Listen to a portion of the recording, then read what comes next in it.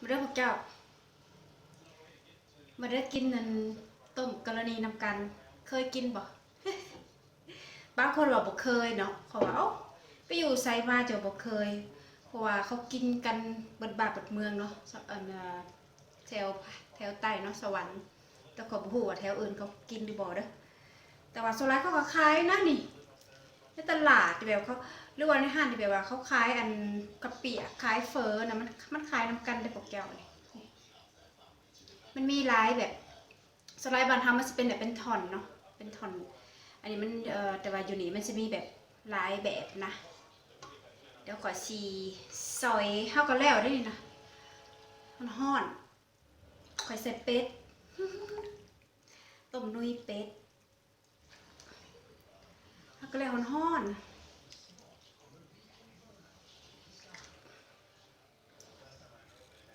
ขึ้นอยากพวกเจ้าอย่าท่วงหมอข่อยได้ว่าขึ้นใหญ่เลย ว่ากินเมดบอก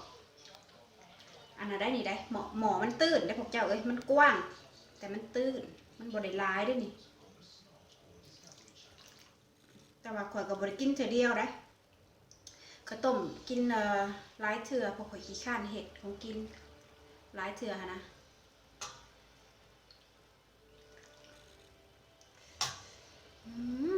อันนี้ข่อยต้มแบบ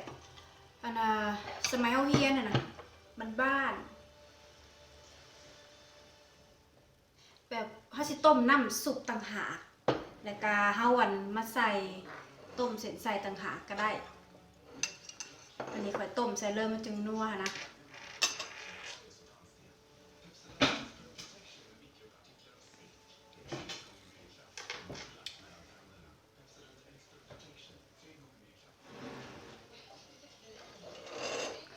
ข้าวจีมาเด้อกินคนเดียวจะใส่บวกหน่อยเลยกินเผ็ดฮ้อนๆอย่าเผ็ดมาแต่บ้านมันก็เผ็ดอะเนาะ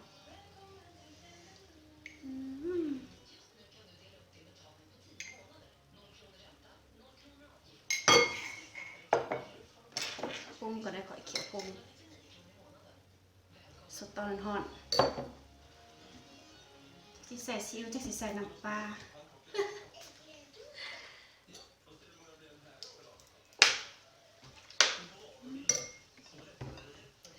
หนาวจักน้อยนึงใส่พอมีรสชาติ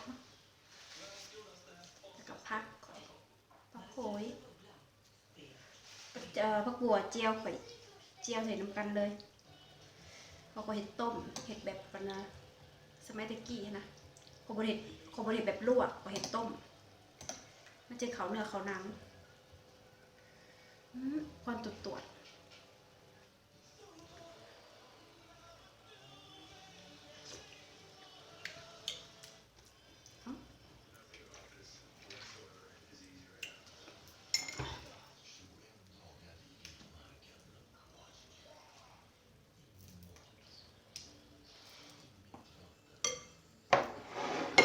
มันเป็นแบบตะกี้นะเนาะซอสอันนะภูเขานะพวกเจ้าอันนี้ซีอิ๊วอันนี้ฉันก็ซีอิ๊วภูเขาซีอิ๊วสมัยตะกี้นะแซ่บได้ออกสดๆหน่อยนึง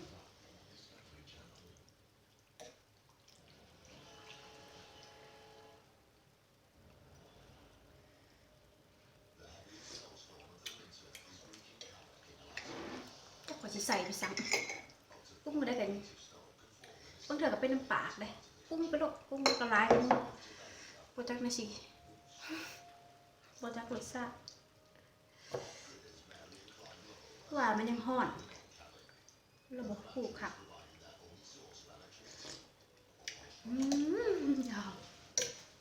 มาเด้อ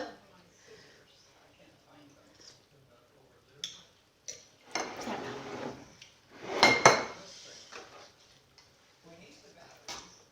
ไข่เค็ม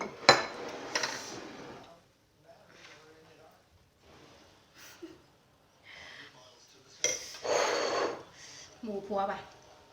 หมูพัวขอติดตามขออยู่เนาะเขาว่าเมียเจ้ากินหลายๆเนาะ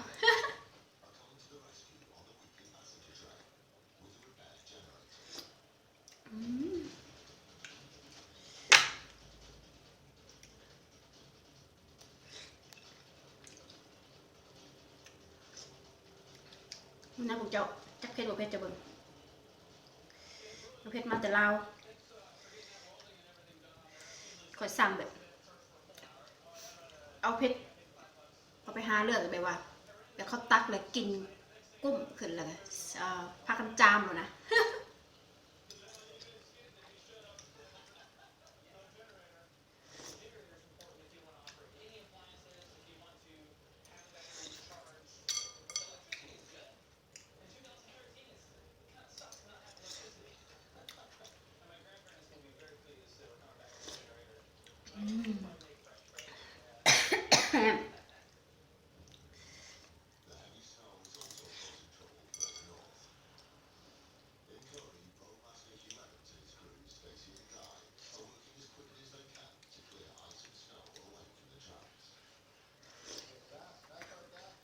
คิดไหมจิกี้เนาะ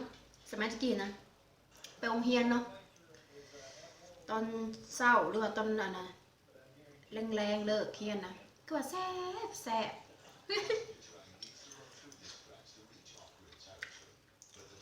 กินก่อนกลับบ้านเนาะ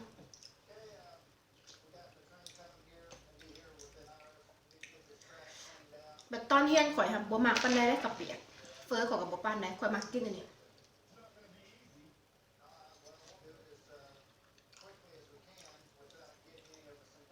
อยู่เรือนข่อยก็ต้มตลอด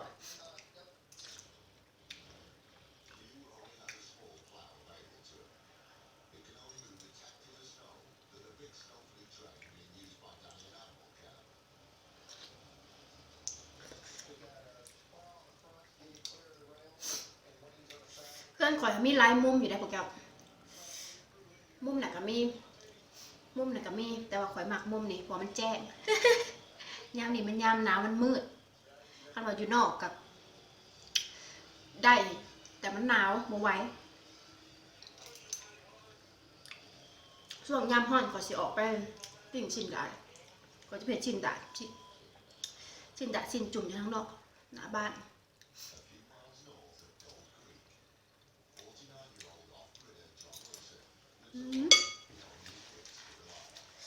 มันแซ่บ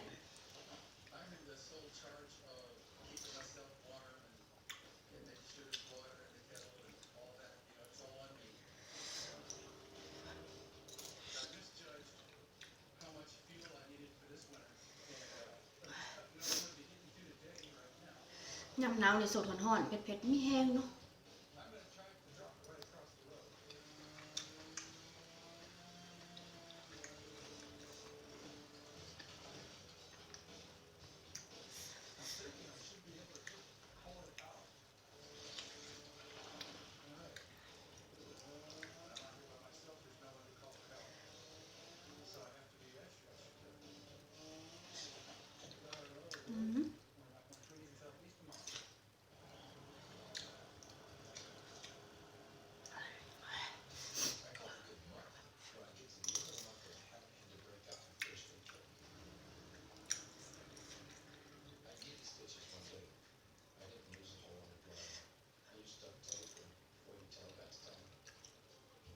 เผ็ด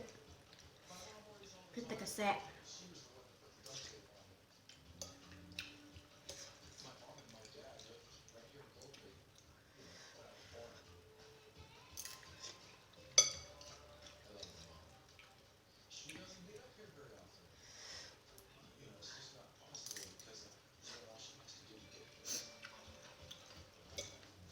โอ้ย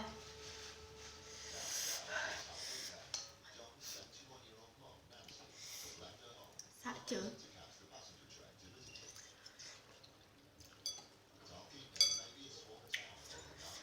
สมัยเดี๋ยวนี้นะเขาบ่ค่อยเห็นละ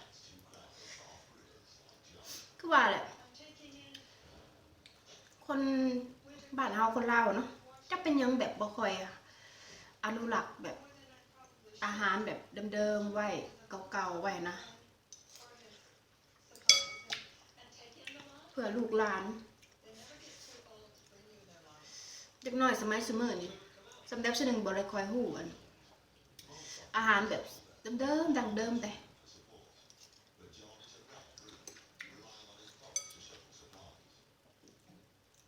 ตะกี้ในเฮือนครัวหาบ่ขาดหยังน้ำมันหอย น้ำปลาซีอิ๊วน้ำตาลตัวนั่นน้ำมันเดี๋ยวนี้ปุ๊บสูตรนั่นสูตรนี่แล้วก็วางแล้วไปตำหยุกนะ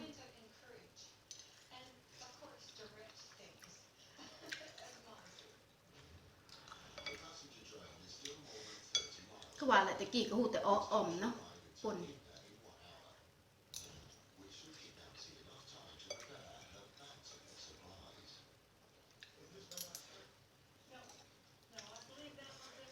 ขุกดอกคอยตอนเป็ดเต็มอยู่กินแต่นุยกินแต่กรณี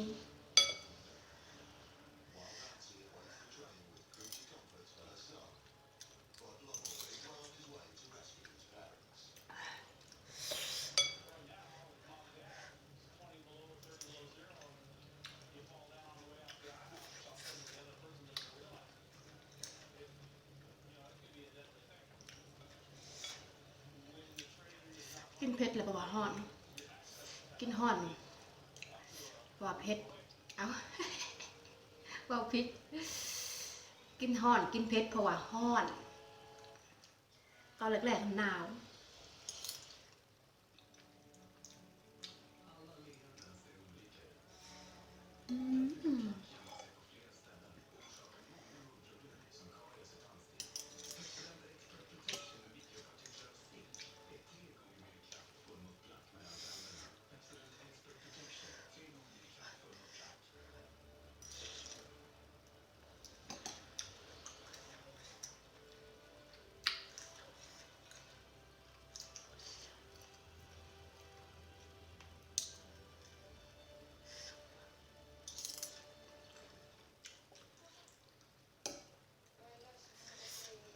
กันอยู่บ้านเนี่ยคนละถ้วยเนี่ยใบพ่อเลย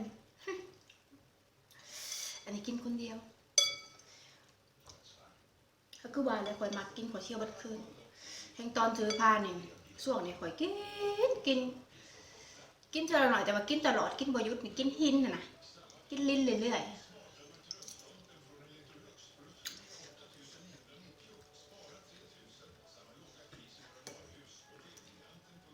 11 12 โมง 1 โมง 3 โมงก็มากิน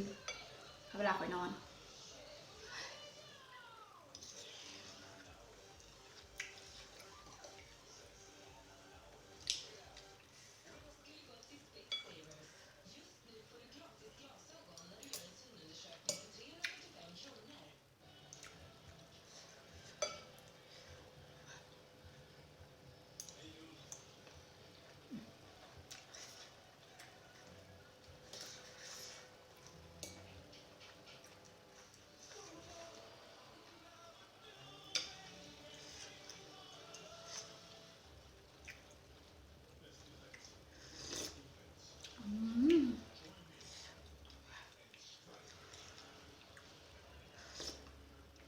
โอ้ยมีแห้งเด้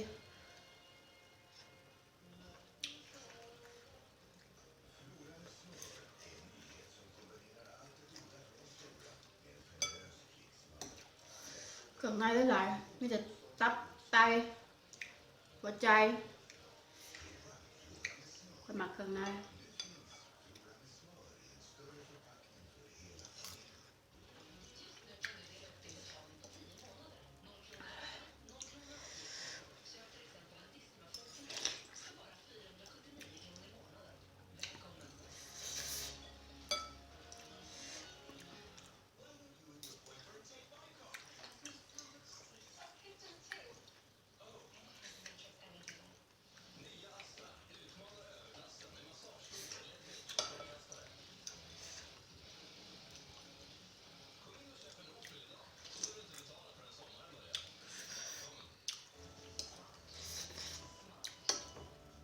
ช่วงนี้อยากจะแบบน้ำๆสด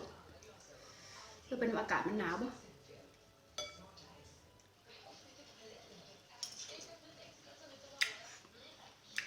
อยากกินแกงปีซื้อปีมากับเนาถิ่มบ่มีไว้อีตู่